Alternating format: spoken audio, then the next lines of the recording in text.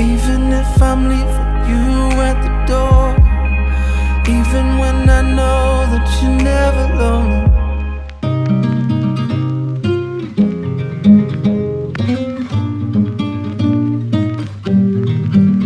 My head's crowded with pictures for hours of you and what we used to be. All those places and secrets were ours. They still find their way in my dreams. Sometimes I stop at that coffee shop and pretend that you... Буся осваивает территорию. Вот. Сейчас их пытаюсь познакомить, подружить с Василисой. Буська на нее шипит. Василиса вот здесь на веранде живет. Я ей там вот поставила миску, воду и лежанку. Вот. Сейчас Васька вышла пока. Мы с Бусей вышли погулять. Вот она сейчас тут все обнюхает. Давай, да, Бусь? Скажи, я все обнюхаю. Вот она боится еще. Нюхает все, знакомится.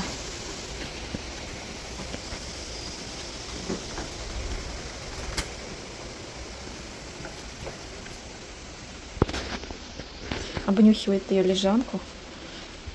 О, пошла смотреть. Что там? Что там? Бось, не пойдем с Васей знакомиться? С Василисой. Это мои кроссовки. Пойдем познакомимся. Бось. Она уже немножко к шлейке привыкла, подосвоилась и ходит в шлейке. А то я надевала на нее шлейку, она просто падала и лежала в этой шлейке. А сейчас она в ней ходит, что-то обнюхивает. Буся затеяла побег. Смотрите, она повисла просто на двери и орет. Просит гулять. Вот так вот. Бусь. Ну чего ты? Дурочка котья. Ну, я работаю, я не могу тебя взять с собой погулять. А так ты сбежишь. Не дает мне работать. Орет и орет. Утром погуляла. Все, теперь все. Да, Бусь? Все, теперь давайте ей гулять. Вот так вот. Трёмся. Висит на двери, кричит, просит ее выпустить. Я ее выпускать боюсь пока. Сбежит и все. И не найдет дома. Она ж вообще только так вот. Ой, да еще там Василиса в этом. На веранде Василиса еще сидит. Буська ее боится, шипит на нее. Василиса пока к ней равнодушно так посматривает на нее вроде. Ничего так. Бусь, только не царапайся, мне больно. Ой. Бусь. Вот так вот, все. Вот так вот. Вот такие мы. Да, Бусь? Все. Не дает работать. Орет и орет, орет и орет. Без конца орет. Что это, Буся? Вот пока у меня ноутбук на коленках, она бегает. Вот как только я ноутбук снимаю с коленок, она садится сюда и начинает об меня тереться. Как сумасшедшая. Ты дуреха, котя. Котя дуреха. Да? Да. Вот, дамочка целый день мяукала. И все-таки вот вывела я ее с собой вместе. Вот так вот на поводке сейчас с ней пойдем собирать ягоды на компот. Крыжовник, смородинку, малинку. Да, Бось? Пойдем пройдемся. Вот вышли мы с Буськой. Я собираю черную смородину, она жрет траву. Вот сейчас. Вон, видите, травку ест. Витаминами спасается. Да, Бусь? Вот так мы к улице немножко привыкаем потихоньку. Бусь, не уходи, у меня здесь черная смородина еще не собрана. Слышь? Кс-кс. Бусь. Ну потуси тут немножко возле кустика. А я пока смородину вон пособираю. Бусь. Бусюш, не надо туда ходить. Давай здесь посиди немножко со мной. Давай, сейчас я соберу и пойдем дальше. Крыжовник собирать.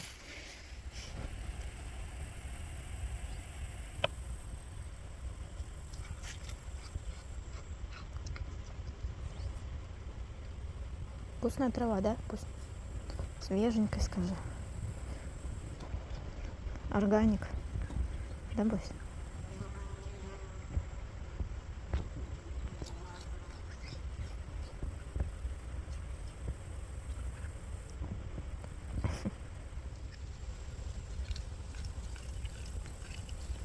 Прям аж хрумкает. Хрумкает этой травой, хрустит.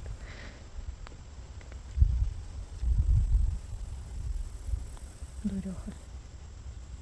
Давай вот это дать. Вот как вкусно-то. Обалдеть. Вот так вот. Вот так. Представляете, впервые кошка покакала на улице. Моя домашняя. Смотрите, срет. Бусь, не будем показывать подробности, да? Но мы какаем. Вот так вот. Ну вот мы собрали ягод с Бусичем. Она тут же запрыгнула на стол. Почему-то ей нравится на столе сидеть. Вот не знаю, Василиса тоже сюда приходит. Она либо на стул прыгает, либо на стол. Видимо, отсюда обзор хороший. Вот ей так лучше видно. Да, Бусь? Высоко сижу, далеко гляжу, да, Бусюш? Высоко сижу, далеко гляжу, скажи. Вот она все обсматривает. Сегодня так жарко. Сейчас будем варить компот из ягод. Надо еще малинки пособирать. Бусь, пойдем туда в сад еще малинки пособираем. Накопала я, значит, чеснока. Вот, смотрите. Оставила его сушиться возле дома. И сейчас буду заниматься чесноком. Обрезать вот эти все стрелы. И чтобы он лучше просушился вот от земли, его надо очистить и насобирать с него семян. Вот этих вот луковичек, пообрезать нужно их, чтобы на следующий год были семена. Вот так вот, сейчас этим займусь. В общем, вот, пока я обрабатываю чеснок, сейчас буду рассказывать о плюсах, о минусах, о первых впечатлениях, вообще, что мне здесь нравится, что не нравится и так далее. Но это будет своего рода некая медитация. Поэтому в кадре практически ничего меняться не будет, кроме пейзажа. Вот, так что одену сейчас я перчатки и приступим. В общем, мое первое впечатление, самое такое яркое, наверное, от жизни в деревне, это то, что здесь я сразу ощутила очень ярко, это физическая усталость. То есть вроде бы ты, да, там ничего не сделал, там чуть-чуть где-то там поделал, чуть-чуть где-то здесь поделал, а к вечеру ты уже раз такой, и обнаружилось, что уже, блин, у тебя силы-то кончились, и уже хочется спать. Но у этой особенности есть плюсы. Плюс в том, что я стала очень хорошо засыпать. То есть, если вот, например, в городе я могла ложиться в 12 часов ночи, к примеру, да, и у меня могла быть бессонница, я могла не спать до 2 ночи, там, или вставать очень рано, там, часа в 4-5 утра. Иногда вставала просто потому, что у меня организм отказывался засыпать. То здесь, именно благодаря вот этой физической усталости, у меня наладился сон. Как это не удивительно, я отключаюсь, как только голова моя касается подушки. Вот. В этом плюс, скажем так. Ну, а что касается физической усталости, то я, наверное, думаю, здесь нужно просто регулировать, да, вот, нагрузку свою. Это я говорю все к тому, что поскольку у меня работа такая неподвижная, да, я сижу за ноутбуком целый день, практически с 9 до 6, у меня рабочий день, я сижу в это время за ноутбуком, ну, там, на час у меня может быть обед, я могу покушать, да, и все. Вот, если в городе вот такой неподвижный образ жизни сказывался тем, что я стала набирать лишний вес, то здесь эта работа моя, она компенсируется тем, что вот я посижу целый день, да, за ноутбуком, отдыхая от той работы, которая физическая, да, по огороду там что-то, печь растопить, что-то приготовить, что-то по дому поделать, я в кресле рабочем своем отдыхаю, скажем так, от вот такой физической работы. И наоборот, когда я засиделась, да, вот посидела,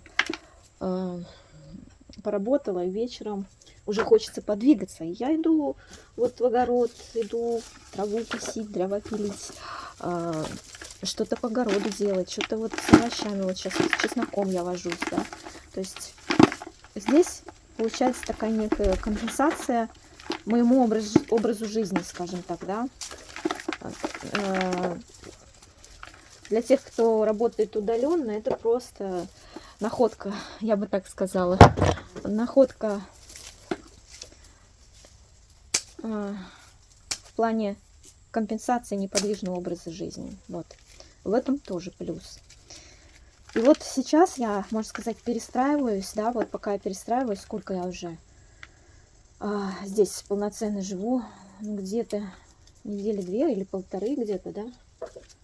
И у меня происходит такая перестройка.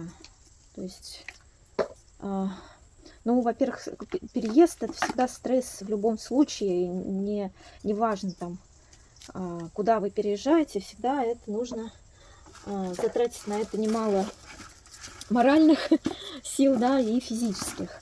Вот. И поскольку мне вот эти 1,5 недели, можно сказать, выпало переезжать, то я еще полноценно не успела вкусить вот этого ритма жизни, когда ты, например, целый день сидишь, работаешь, и вечером уже, ну, и работаешь, в смысле, за ноутбуком, а вечером уже идешь что-то делать. Вот получается, к сожалению, так, что, например, у меня приехал электрик, нужно с ним поговорить, и параллельно я работаю, да.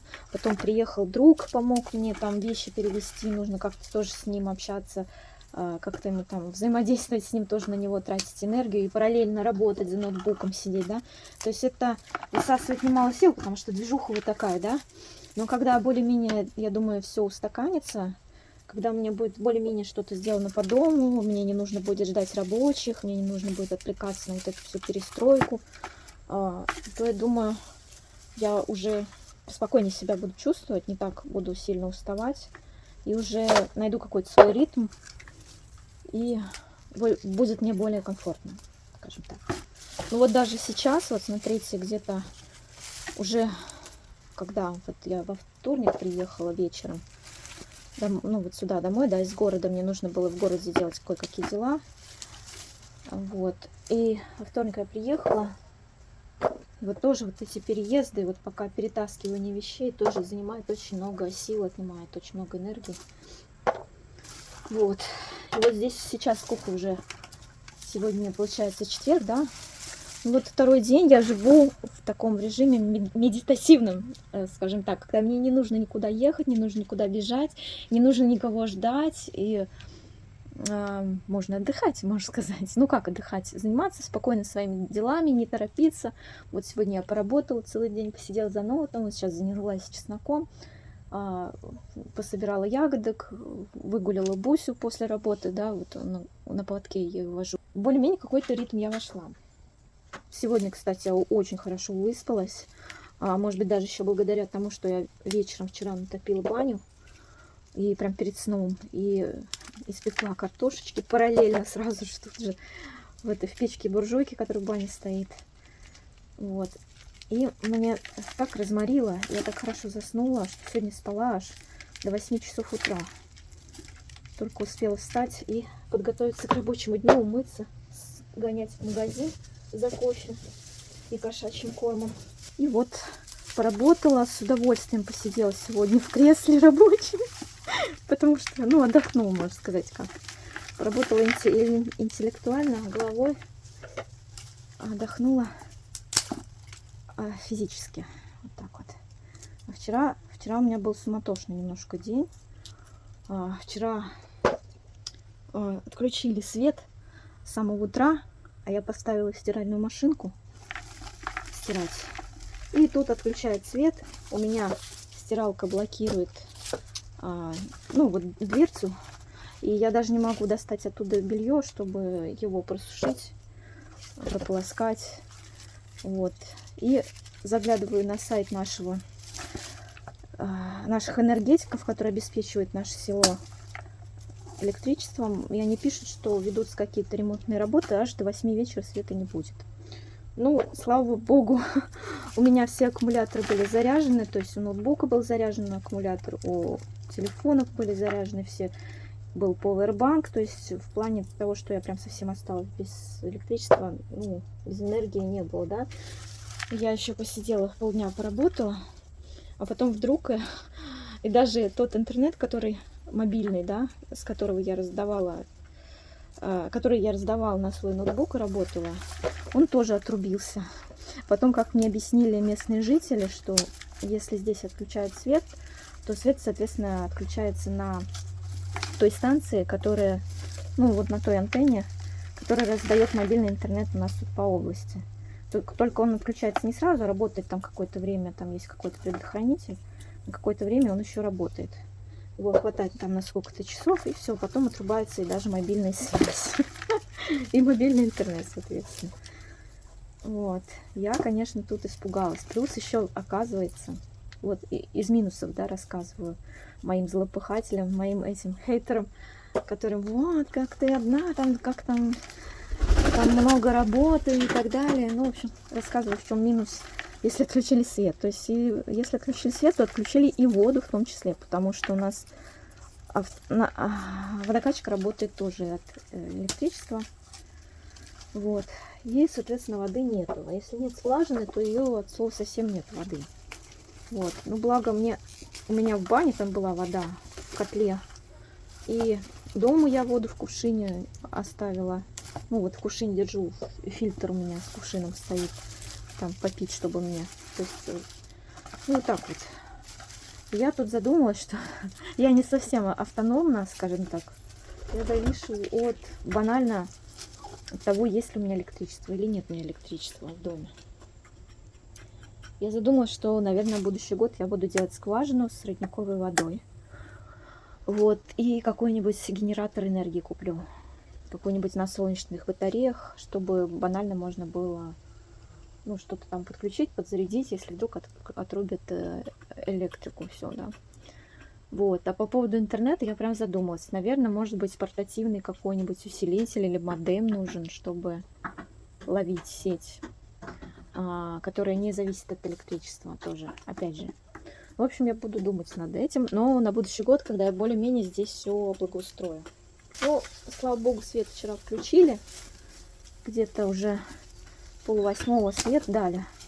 Я пошла топить баню, потому что я была вся грязная. Вот пока света не было и отключили мобильную сеть, я думаю, чем заняться. Ну, пошла в огород, порвала сорняки, немножко покосила травы, попилила дрова, напилила дров на баню.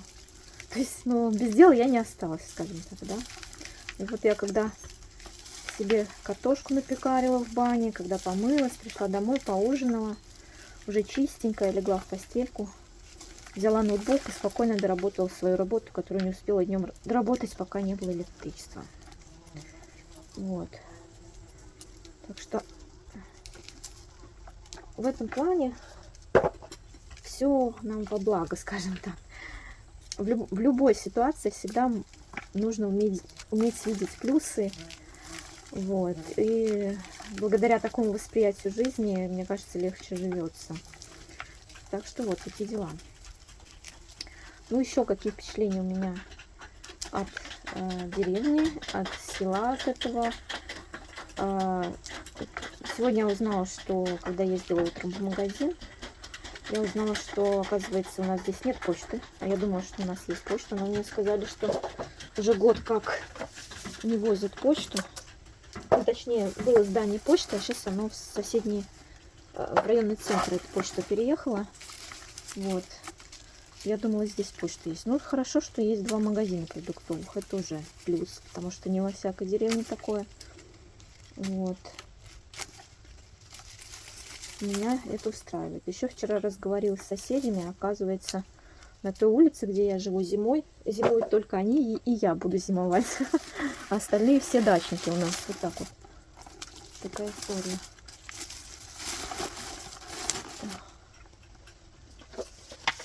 Это из новостей. Вот. Ну вообще, вот я уехала из города, ну вот, недели полторы, как я уже там не живу, да, в этом городе. Ну так, наездами только вот, когда я пару раз туда ездила, первый раз за кошками и велосипедами, второй раз вот мне нужно было кое-что из одежды и посуды забрать, съездить и там дела кое-какие в городе сделать, и все. Ну там я на сколько приезжала? На полдня, часов на 12, да? И все, понимаете, я уже захожу там в квартиру съемную свою, и я понимаю, что я не могу там, не могу уже там жить. Просто, по слову совсем. Мне нравится, очень сильно нравится здесь. Вот. Сразу, вот смотрите, у меня, как только я выставила в соцсети видеоролик о том, что у меня новоселье, что я купила дом в деревне, что я переезжаю туда насовсем, сразу же посыпались комментарии, которые разделились на два лагеря. Одни, значит, меня поздравляют, поддерживают, говорят, ой, какая я молодец, а другие, значит, говорят, да как ты там одна, да ты не справишься без мужика, вот эта вот вся история. То есть, понимаете, меня удивляет такое отношение людей, потребительское, к мужчинам, в принципе, что, ну, типа, мужик нужен, чтобы его эксплуатировать в доме, да. То есть, как такой подход, такой взгляд на жизнь, когда вот ты живешь в деревне, типа, вот мужик нужен, чтобы вот была какая-то сила рабочая, и все, да. То есть, ну, лично я так не считаю, что вот мужик только для рабочей силы нужен в деревне. Я вообще хотела бы найти человека себе по духу, скажем так, который не только для физической силы рабочей, да, в деревне нужен какой-то раб какой-то на галерах, а чтобы с ним было просто банально интересно проживать эту жизнь, то есть делиться какими-то радостями, вместе переживать какие-то впечатления, вместе строить планы на жизнь, на будущее, вместе обустраивать дом с удовольствием. То есть это вот я в этом плане хочу жить с человеком, а не с рабочей силой, скажем так, которая обязательно нужна в деревне. Но я вам хочу сказать. В деревне вполне можно обойтись и без мужика, я вам по секрету так скажу. Это вот такой банальный стереотип, который не все еще поняли. Сейчас 21 век на дворе, да? И, во-первых, есть масса инструментов, которые раньше были непосильны женщине, а сейчас они сделанные так, что и даже женщина может с помощью этих инструментов как-то управляться по хозяйству. Ну вот, к примеру, возьмем ту же пилу. Вот механическая пила, да, я согласна. Механической пилой очень тяжело работать, что-то пилить. Это нужно действительно силу иметь какую-то.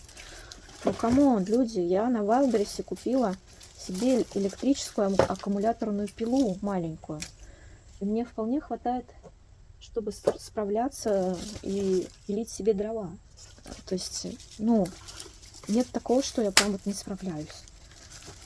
Дальше. Триммер, кстати. Вот интересная история. Я когда выбирала себе триммер для покоса травы, значит, там же есть электрические, то есть ты в розетку втыкаешь удлинитель и косишь. Бензиновые. Ты берешь, наливаешь бензин в этот триммер и косишь. И есть аккумуляторные.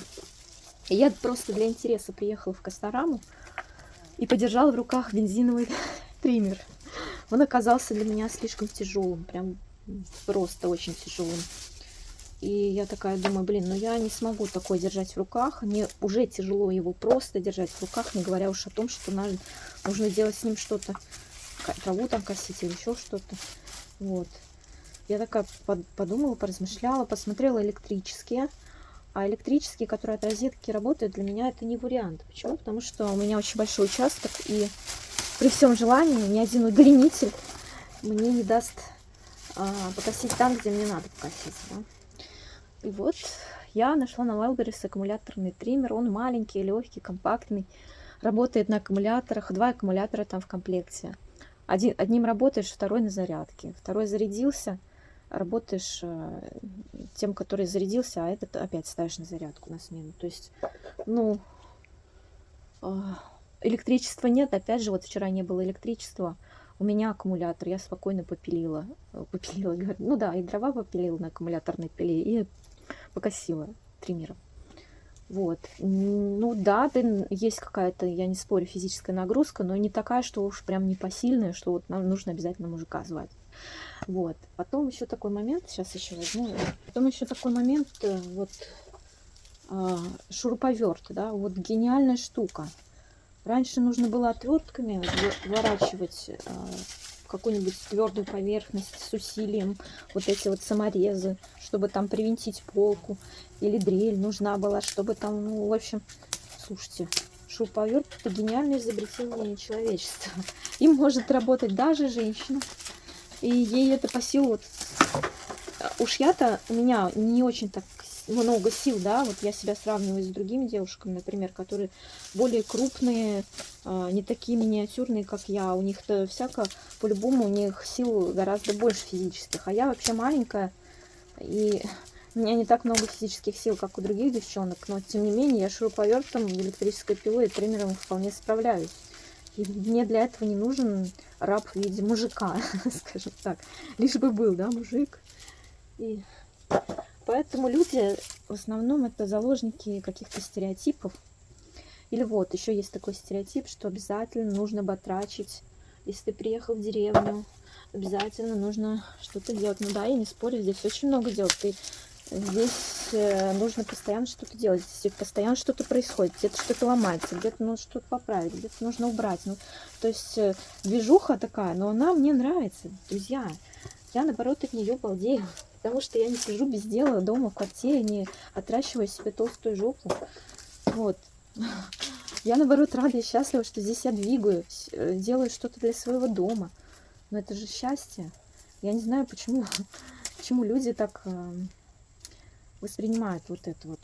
И потом, то, что нужно в деревне, в сельской местности батрачить, еще, наверное, стереотипы с детства, когда вы приезжали на каникулы к бабушке, которой нужно было обязательно помочь, она хотела помощи, и вас заставляли там, я не знаю, ягоды на огороде собирать, полоть, или еще что-то там по дому делать, полы мыть. И, наверное, вот эта вот память, впечатления вот эти вот из детства, они остались. И стереотипически кажется, что вот нужно заставлять себя что-то делать. Но на самом-то деле, если вам это в радости, в удовольствие, то, блин, можно же как-то вот нагрузку вот эту свою координировать, как-то. Ну вот устал ты, не надо впахивать до самого там пота. Там пойди отдохни, посиди. Не переделаешь всех дел за день. В любом случае нужно себе и отдых давать. То есть не нужно впахивать для того, чтобы кому-то что-то доказать или перед кем-то отчитаться. Если вы живете в своем доме, и у вас свое хозяйство, вы работаете в удовольствие, а не потому, что вас кто-то к этому принуждает. Понимаете, в чем разница-то? Ситуации разные, но вот в моем случае я в своем доме нахожусь. Я захотела, села, отдохнула, захотела, встала, поработала. Я сама регулирую свою нагрузку физическую. Нужно мне там упахаться до изнеможения, я упахаюсь. Нужно мне отдохнуть, я отдохну. То есть, ну, всему причина я сама. То есть у меня нет такой детской позиции, что вот нужно обязательно нужно что-то делать, и очень сильно устаешь от этого. Ну, камон, друзья, мы все взрослые люди. Как бы зачем какие-то свои стереотипы из детства переносить во взрослую жизнь, да? Вот, поэтому каждый выбирает себе свое. И я считаю, что заводить мужика в деревне только для рабочей силы, как раба, но это как-то негуманно, как минимум. Вот. Да и потом, кстати, вот я рассказала об инструментах, да, к слову, опять об мужиках. Вот, я рассказала об инструментах. Есть ведь еще Авито, друзья, я вам сейчас такую тайну раскрою. Лайфхак, держите от меня, да, залазите на Авито, находите подрядчиков в округе близлежащих желательно, да, вот рядом населенные пункты какие-то крупные, там обязательно найдутся электрики, там обязательно найдутся оконщики, какие-нибудь столяры, плотники и так далее. То есть подрядчиков вы можете найти себе всегда в виде мужской рабочей силы, и это будет, мне кажется, даже более справедливо, потому что этим людям вы заплатите денежку за их работу, да. Вот. А мужик, который лишь бы мужик под боком у вас, он будет батрачить бесплатно, да, за еду, получается. И тем более, если он не по своей воле в вашем доме находится, да, ну это как-то ненормально. Конечно же, он будет сопротивляться и бойкотировать ваши просьбы о помощи. Будут скандалы в доме, он будет выпивать и так далее. Ну это, банальная история во всех деревнях.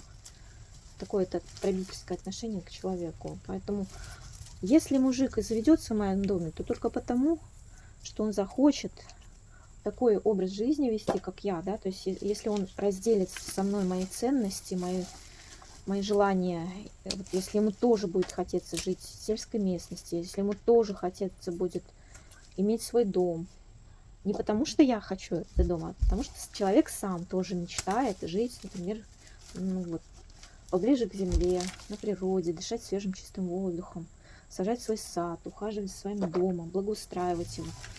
Если ему это нравится, ну, пожалуйста, вот мне кажется, такой человек мне будет по душе рядом. Ну вот, начистила я столько чеснока. Остался от предыдущей хозяйки. Она высадила его. И уже пришло время его собирать его семена. И вот все, что было, я накопала и почистила. Вот. Будет на зиму, значит, у меня чеснок. И сажать его, говорят, надо осенью. Вот, буду его сажать. Чесночок я люблю, да. Вы только посмотрите, здесь, значит, лежит Василиса. Василис.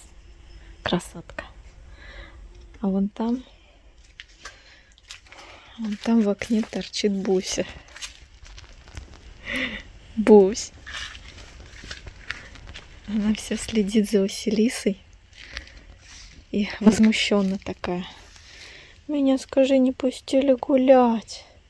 Буся сегодня гуляла 2 раза. 2 раза ее на шлейке выводила. Она даже покакала. Утром и вечером. Вот она потихоньку к улице привыкает. Но на Василису она пока реагирует очень... шипит на нее. Василиса на нее внимания не обращает. Ну, так мяучит что-то. Там мяукает, помягукает. А эта Буська, она прям шипит. Она еще боится Василисы. Поэтому я боюсь ее выпускать, чтобы она не напугалась и не убежала. Хотя Васька очень лояльно относится к Бусе. Еще мне соседи вчера приволокли целый мешок овощей. Вот. И ими тоже нужно позаниматься. Вот обрезать лук и морковку обрезать. Ну, какая огромная. Тоже сейчас почищу их. Так что вот, друзья, я теперь с луком, с морковкой. Еще мне притащили огромный вилок капусты. 2 кабачка, помидоры, огурцы. Так что без овощей в деревне я не останусь. Даже если у меня их на огороде нет, то у соседей наверняка есть. В следующем году буду сажать, скорее всего, клубнику. Я сделаю специальные грядки такие, в которых не нужно будет сорняки полоть. И еще я знаю секретный способ высаживания картошки. Чтобы ее не копать, чтобы ее не полоть, тоже буду делать специальные грядки для картошки.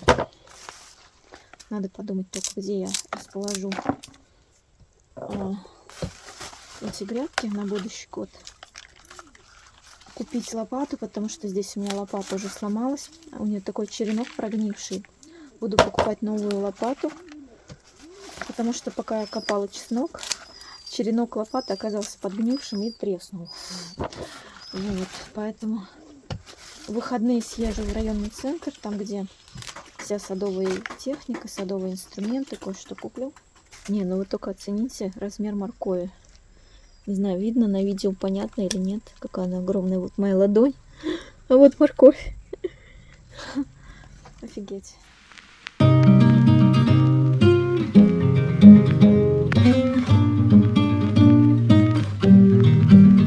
My head's crowded with pictures for hours of you and what we used to be. All those places and secrets were ours. They still find their way in my dreams.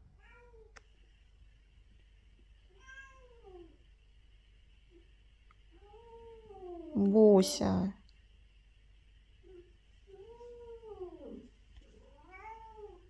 Ну что это такое, Бусь? Чего ты воешь? Дурочка-то, а? Скажи, дурная она, да, Триш? Погуляла, теперь воет весь день. Да, Тришунь? Вот он. Вот. Дурная кошка. Что сказать еще? Воет, просится на улицу.